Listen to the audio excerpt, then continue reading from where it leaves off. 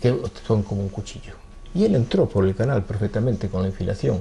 Hay dos enfilaciones para entrar en La Coruña, la de Mera y la de Punta Fiaiteira, que se llama. Entró, rasgó el barco, vio lo que estaba pasando, vio que echaba el petróleo, y seguramente él pensó que como iba a la refinería, que lo mejor era acercarse a la refinería. El comandante, al temor de que aquello pudiera explotar o saltarse todo por los aires y producirse una verdadera catástrofe mayor de la que se produjo, ordenó que el barco saliera. Y él y el práctico lo cumplieron y sucedió todo esto. Pues bien, pasados los años, la viuda no quedó conforme, porque aquí en principio habían instruido un consejo de guerra, una causa penal, perdón, que no llegó a celebrarse porque al morir él ya no tenía sentido. Cuando se muere el supuesto responsable de algo, o el delincuente, digamos, aquí llamarle delincuente es de todo punto excesivo e innecesario, pues se archivó y se acabó. Pero claro, le atribuían la responsabilidad a él y por lo tanto a su seguro. Pues él, la viuda, mejor dicho, promovió un contencioso administrativo y pudo demostrar que efectivamente la aguja existía y que los buques hidrográficos que levantaron todo el fondo marino de la zona no habían pasado por alto la aguja y nunca había ocurrido un accidente. Y tuvo la mala suerte este hombre que al entrar con su buque, el Urquiola, le abrió el costado, le abrió por lo tanto los tanques de petróleo, no el costado, los tanques de petróleo, porque los petroleros llevan a veces doble fondo y después los tanques de petróleo, le abrió todo. Pero claro, a mínima velocidad, un buque no me acuerdo del tonelaje, pero era de bastante tonelaje, que pasa así como un cuchillo, pues así sucedió lo que sucedió. Pero tiene esa particularidad, que es un accidente que no ocurre por mal tiempo, no había mal tiempo, ocurre por esa desgracia, o por esa responsabilidad, no se sabe desde cuándo, porque no se tenía conocimiento de esa aguja. Estaba todo perfectamente, se levantó otra vez todo el plano de La Coruña y se determinó que allí, en el punto que él anotó que había sucedido la rajadura de su casco, allí estaba una aguja. Y allí estuvo y se demostró. Entonces, pues bueno, era un poco resarcirle a él de la mala, digamos, de esa imputación de ser responsable del accidente y también variar toda la situación jurídica, porque ya no era el responsable de eso, sería el Instituto Geográfico de Marina y el Estado.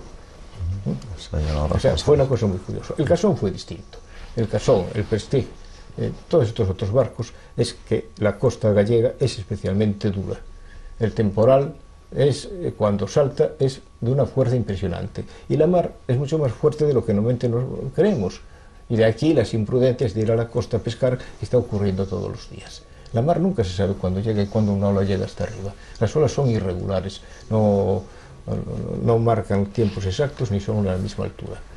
Y sucedió que al saltar el temporal, en el caso del Casón, no tuvo capacidad el barco para maniobrar y se fue a la costa y se perdió. Y bueno, hubo que recuperar la carga porque era tóxica. Y después se armó la gran dificultad para ver a qué punto se llevaba era una especie de bidones, aquellos bidones. Entonces, con la alarma que se produjo, siempre aumentado, a veces, pues, un poco, no digo irresponsablemente, pero sí un poco descuidadamente, por lo dicho, lo leído en los periódicos, lo de más allá, hubo un gran follón en Alumina Aluminio, que era la empresa que así se llamaba, la que había en Cervo, y allí se declararon en huelga porque iban a depositar los bidones allí. Y fue una cosa que no tuvo más trascendencia porque los bidones no llegaron a vertir el contenido nefasto que tenían dentro. Cosa que se ocurre en el Prestige. Pero en el Prestige fue otra, pero en el Prestige fue el combustible. Pero mejor dicho, la carga que llevaba. El Prestige es un caso escandaloso. Es escandaloso. Un capitán de un barco, cuando se hace a la mar, si no lo conoce, si lo conoce ya sabe cómo está. Y no basta con decir que hay pasado las revisiones. Todos los buques tienen que pasar revisiones.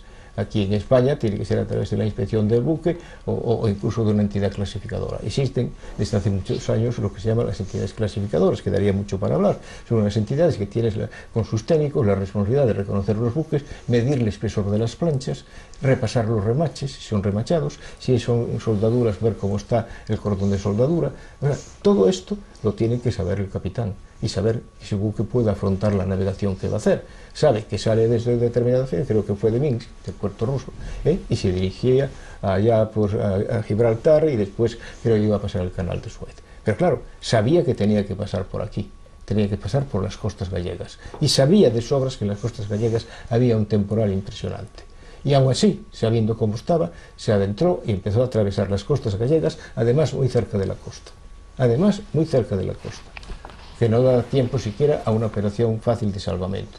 Y el barco llegó a 4 millas de la ermita que hay en la...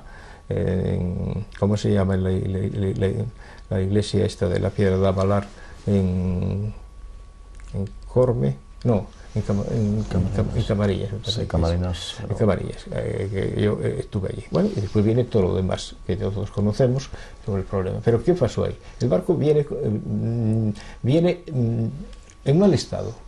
Un barco que no reúne las condiciones, uno de los requisitos de los buques es condiciones de navegabilidad. El buque no reunía esas condiciones, sale sin esas condiciones. Había sido, por lo que dice, reparado en un astillero chino, de bajo coste. Entonces reunía lo mínimo para poder mantenerse a flote con aguas tranquilas, pero evidentemente un temporal como el que había, el capitán tuvo que haber previsto. Si a eso añadimos que según el conocimiento que tengo yo de la causa, por copias que me facilitó algún compañero, que el capitán Magouras, para estabilizar el buque, aumentó el calado, no pudo entrar fácilmente en cualquier sitio. Lo que tenía que haber hecho era cambiar el petróleo que transportaba, o el crudo que transportaba, de un tanque a otro. Entonces el buque se hubiese adrizado, incluso adrizado a babor, para levantar la parte dañada que era por la banda de estribor, en donde precisamente le golpeaba el mar. Eso, evidentemente, para mí lo hizo mal, y es verdad que está en subjudice. Yo no opino absolutamente fuera de esto y no conozco ni las actuaciones del juez, vamos, las decisiones del juez, nada más que por la prensa, pero sí sé, porque he visto además las fotografías, de cómo estaba el buque y cómo el buque no estaba en condiciones de navegar. Y es una responsabilidad tremenda de las autoridades de todos los países. Vamos, mi noticia es que hubo un capitán que lo vio y dijo: yo no tomo el mando de este buque. Y luego lo tomó. Alguna razón tendría. Alguna razón tendría. O sea, que eso le gusta, que después, como mínimo hubo cierta imprudencia. Hombre, que es lo que digo yo, es que un capitán tiene una responsabilidad personal y delegable, incluso frente al armador.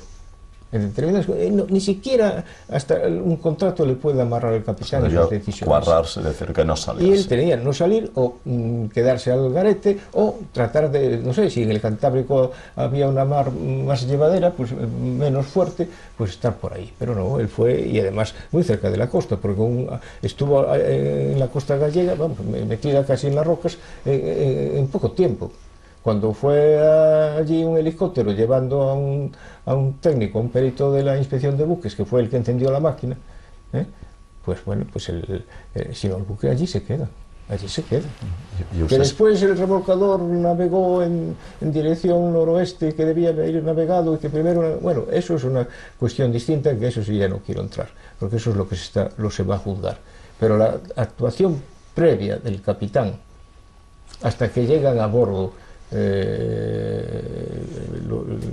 este servicio de la Comandancia de Marina de La Coruña o de la Capitanía Marítima de La Coruña, es como yo digo, ha sido absolutamente desafortunado. Y hoy aún lo leí en internet lamentándose porque todas estas cosas afectan a los capitanes, que estuvo 2 años en La Coruña. Claro que estuvo 2 años, pero ya veremos si viene al juicio. Ya veremos si puede ser que prefiera perder la fianza, que no va a ser que le pongan una pena, porque claro, hay un delito de medio ambiente, porque esto es lo grande, no es lo que pasó ya, sino todo lo que dañó y seguirá tal vez dañando todas las costas gallegas. Eso es impagable y es que no hay, además el seguro no va a alcanzar tampoco. Sí, porque hay una limitación, ¿no?, del seguro. Por eso, que con las limitaciones, bueno, y además que no es, sería tremendo que un petrolero con una gran capacidad de carga se le cubriesen todos los daños.